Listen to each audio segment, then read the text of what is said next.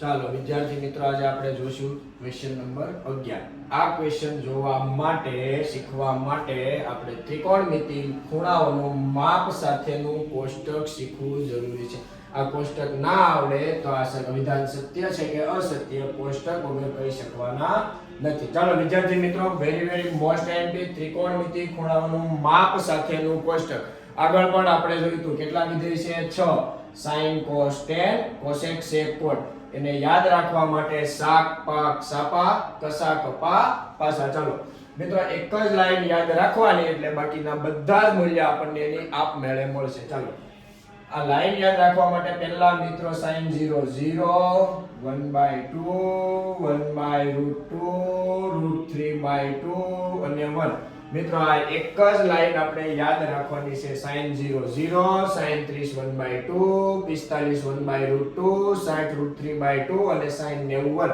હવે cos લખવા માટે મિત્રો અહીંયા પાછળથી આપણે લખીશું 1 √3/2 1/√2 1/2 અને 0 sin cos. હવે મિત્રો sin અને cos નો તમે ભાગાકાર કરો. sin by cos કરશું મિત્રો એટલે આપણને tan વિધેય મળશે. કયું વિધેય મળશે મિત્રો? tan વિધેય. ચાલો 0 ના છેદમાં 1 ઉપર 0 એટલે મિત્રો બધું જ 0.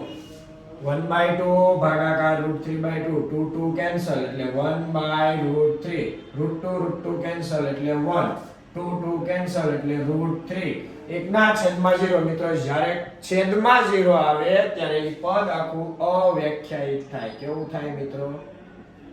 અવ્યાખ્યાયિત. ચાલો હવે મિત્રો આપણને ખબર છે શાક પાક સાપ. હવે નીચેના વિધેયો આના વ્યસ્ત કરો, sin નું વ્યસ્ત કરો એટલે કોસેક મળે. 0 ના છેદમાં 1 0 નું વ્યસ્ત મિત્રો અવ્યાખ્યાયિત થાય. કેવું થાય મિત્રો? અવ્યાખ્યાયિત. 1 ના છેદમાં 2 એનું વ્યસ્ત કરો એટલે 2.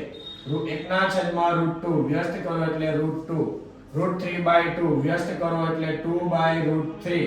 1 નું વ્યસ્ત મિત્રો 1. યાદ રાખજો મિત્રો, 0 નું વ્યસ્ત થાય અવ્યાખ્યાયિત, અવ્યાખ્યાયિત નું વ્યસ્ત થાય 0. 1 નું વ્યસ્ત. હવે cos નું વ્યસ્ત કરો એટલે sec મળે 2/√3 √2 2.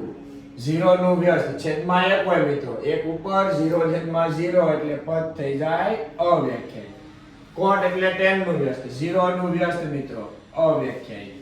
√3 1 નું વ્યસ્ત 1 મિત્રો અહીંયા છેદમાં 1 હોય એટલે 1 કૌંસમાં √3 નીચે. ચાલો 1/√3 અવ્યાખ્યાયિત એટલે આવી જશે 0. કેવું આવી જશે મિત્રો? 0. ચાલો મિત્રો, આ વિધેય ત્રિકોણમિતિ ખૂણાઓનું માપ સાથેનું કોષ્ટક તૈયાર છે. મિત્રો આ પેપર જ્યારે આપણે આ ચેપ્ટરની એક્ઝામ હોય અથવા બોર્ડનું પેપર હોય ત્યારે આપણે રફ પેજમાં બનાવવાનું.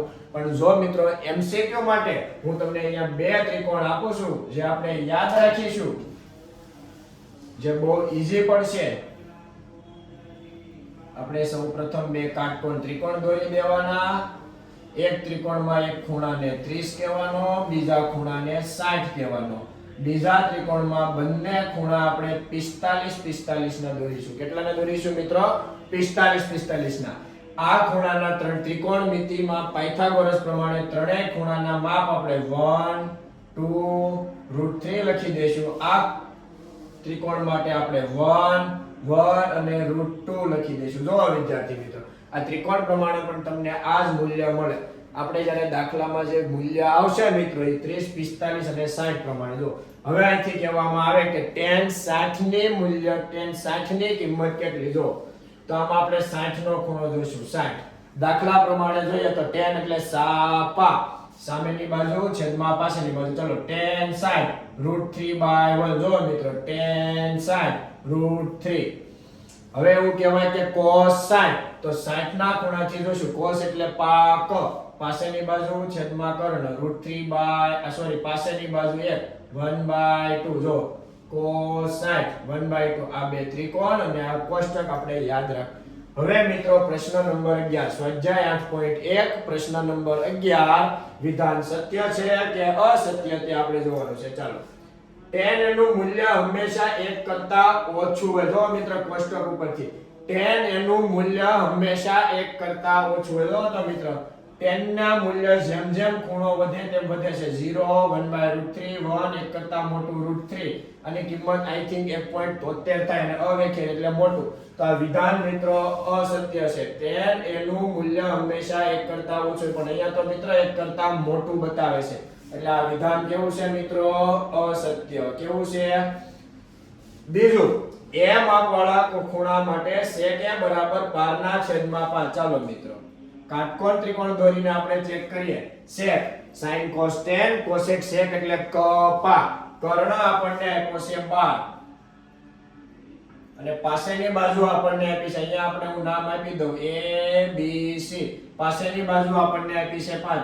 પાયથાગોરસ પ્રમાણે મિત્રો ચેક કરવાનું, જો ત્રીજી બાજુ પ્લસ આવે તો વિધાન સત્ય છે, જો ત્રીજી બાજુ માઈનસ આવે તો પાયથાગોરસ પ્રમાણે કાટકોણ ત્રિકોણની કોઈ પણ બાજુનું માપ ક્યારે ઋણ હોતું. ચાલો ચેક કરીએ મિત્રો. 12 નો વર્ગ પાયથાગોરસ પ્રમેય પ્રમાણે માઈનસ 5 નો વર્ગ થશે 144 માઈનસ 25 14 માંથી 5 જાય તો 9 3 119. મિત્રો અહીંયા જવાબ આવશે √119. તો આ પ્લસ માં જવાબ આવ્યો એટલે વિધાન આપણું કેવું છે મિત્રો? સત્ય છે. કેવું વિધાન છે? આ સત્ય. ત્રીજું જોઈએ મિત્રો.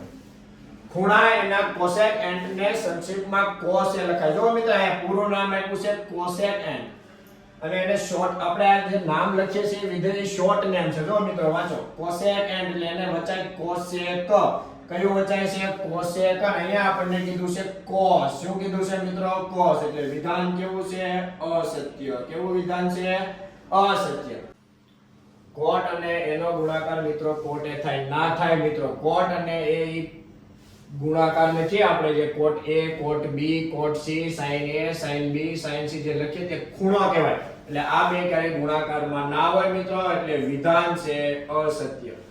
થીટા માપવાળા કોઈ ખૂણા માટે મિત્રો sin θ બરાબર 4/4 શક્ય છે. તો મિત્રો આપણે 2 નંબરનો ક્વેશ્ચન જોયો તે જ રીતે થીટા. ચાલો આને આપણે થીટા કહીએ. sin એટલે સાક, સામેની બાજુ 4, કર્ણ આપ્યો છે 3. પાયથાગોરસ પ્રમાણે નક્કી કરીએ તો કર્ણનો વર્ગ 3 નો વર્ગ અને પેલી બાજુ લઈ જશું એટલે માઈનસ. જો આ જવાબ માઈનસ માં આવ્યો તો શક્ય નથી, જો જવાબ પ્લસ માં આવ્યો તો શક્ય છે. ચાલો 3 નો વર્ગ 9 4 નો વર્ગ 16 9 - 16 એટલે -7 જવાબ આવ્યો. માટે મિત્રો આ વિધાન છે અસત્ય. Thank you.